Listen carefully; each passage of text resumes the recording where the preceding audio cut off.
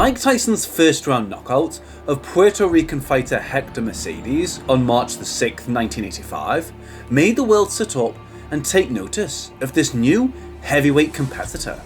Born and raised in the troubled hoods of Brooklyn, the fighter inside Mike Tyson got the chance to let himself loose inside the ring, using the sharp skills he honed at the legendary Cus D'Amato school.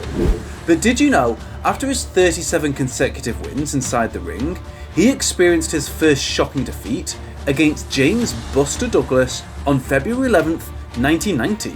And guess what? This momentous event not only altered the course of Tyson's career, but also significantly impacted the boxing world.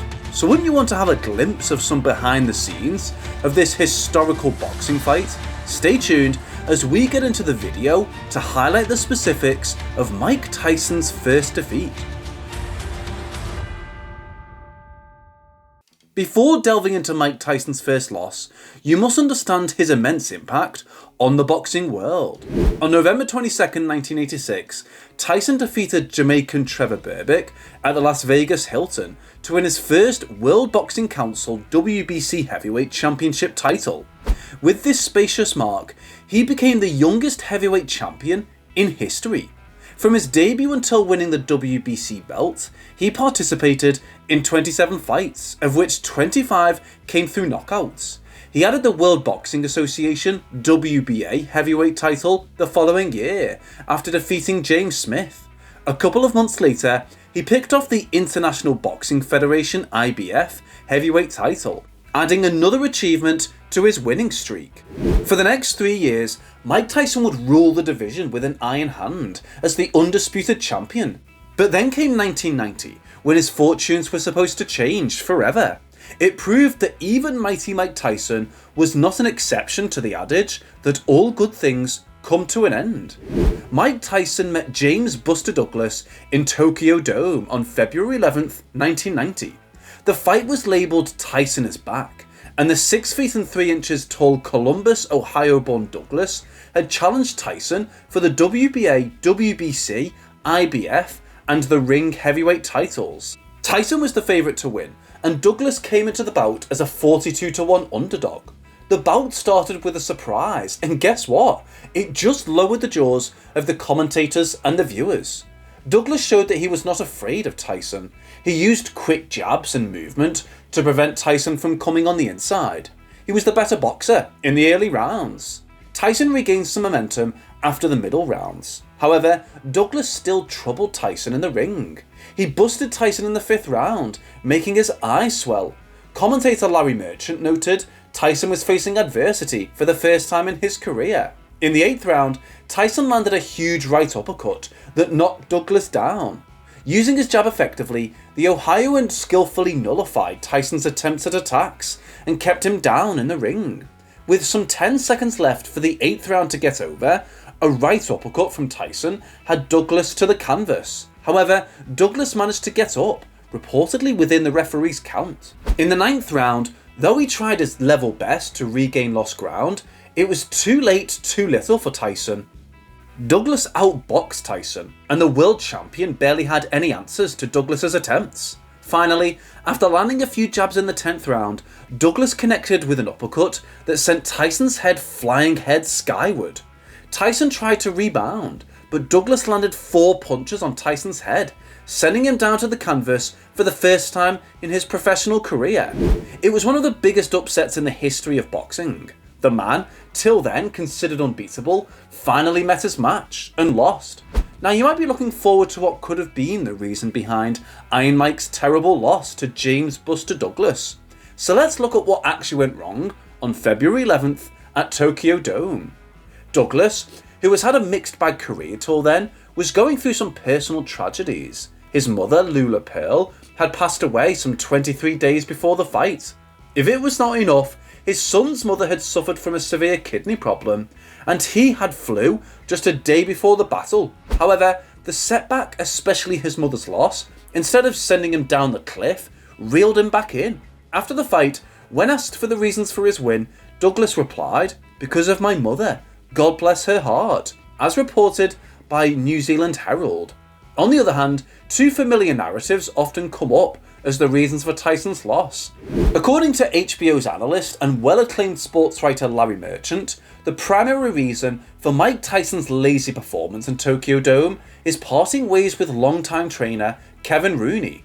The trainer who took over Tyson's training after Cus D'Amato passed away in 1985 has long been appointed for his incredible success. However, they went their separate ways after the fight against former champion Michael Spinks in 1988.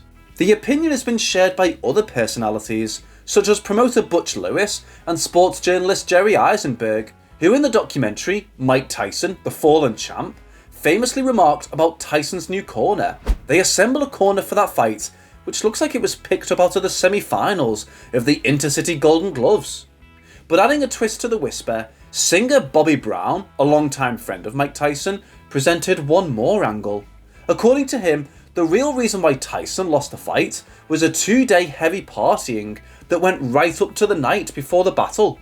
According to an article published on Marker, in an interview, Brown revealed, "We used to do crazy shit, but there was a time when we partied in Japan right before his fight with Buster Douglas. We partied like really hard. There must have been 24 girls in the room with me and Mike. We partied, and I was trying to tell him to get some sleep.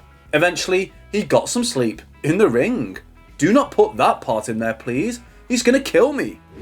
Many believe the loss at Tokyo Dome in 1990 marked Mike Tyson's downfall.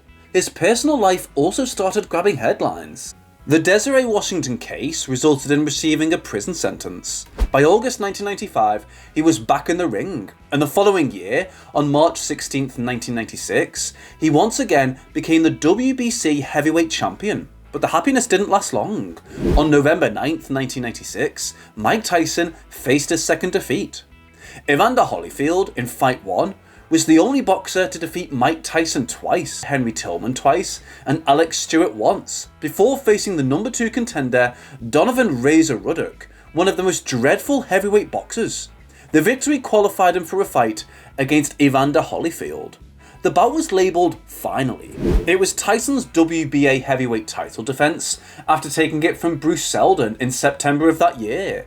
The fight lasted till the 11th round, when the referee, convinced that Tyson could not take any more punishments, stopped it, handing over a technical victory to Holyfield. Titled The Sound and the Fury, the fight is remembered infamously as the Bite Fight. It was a rematch between Tyson and Holyfield. However, by the 3rd round, Tyson bit off chunks of Holyfield's right ear, forcing the referee to stop the fight. Tyson was immediately disqualified. A subsequent decision by the Nevada State Athletic Commission saw him banned from boxing. It wasn't until 1999 that Mike Tyson could return to the ring. Before the fight, Tyson and Lennox Lewis had a contentious rivalry. Conflict broke out at the promotional press conference between the two boxers' entourages. Due to allegations of sexual assault against him, NSAC denied Mike Tyson's license, preventing the fight, in Nevada, as originally planned. Many other states did the same. The Lennox Lewis-Mike Tyson match was called Lewis Tyson Is On. They set the battle for June 8, 2002 at Memphis, Tennessee's Pyramid Arena. It was to be Tyson's last attempt at winning world titles, but unfortunately he couldn't succeed as Lewis's heavy right cross sent him to the canvas in the 8th round. So Tyson was eliminated from the fight in the 8th round thanks to Lennox Lewis's dominance. The bout was the highest earning PPV event in history at the time. In contrast to prior occasions, Mike Tyson showed respect for his opponent after this defeat, and even complimented Lennox's performance. Following Lewis, Mike Tyson took on Clifford Etienne, defeating him in 49 seconds for his final career victory in the ring. Tyson's personal life had already begun to deteriorate rapidly before his fight. He declared bankruptcy in 2003. Mike Tyson met British boxer Danny Williams at Louisville, Kentucky's Freedom Hall. On July 30th, 2004, Mike attempted a comeback against Danny Williams following a time when reports of a confrontation with Bob Sapp persisted. That never happened, and Mike Tyson instead fought Williams, losing once more. Though he started on a good note, Williams surprisingly knocked him out in the 4th round. It was later revealed that his knee injury prevented Tyson from performing to his full potential. Mike Tyson's last professional fight occurred at Washington DC's MCI Center.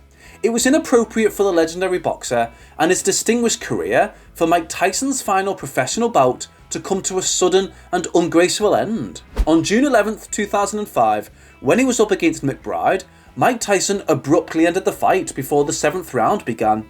This act was shocking to the audience and anybody watching at home. Mike Tyson later admitted in his documentary that he competed against McBride for the fight pay and did not expect to prevail.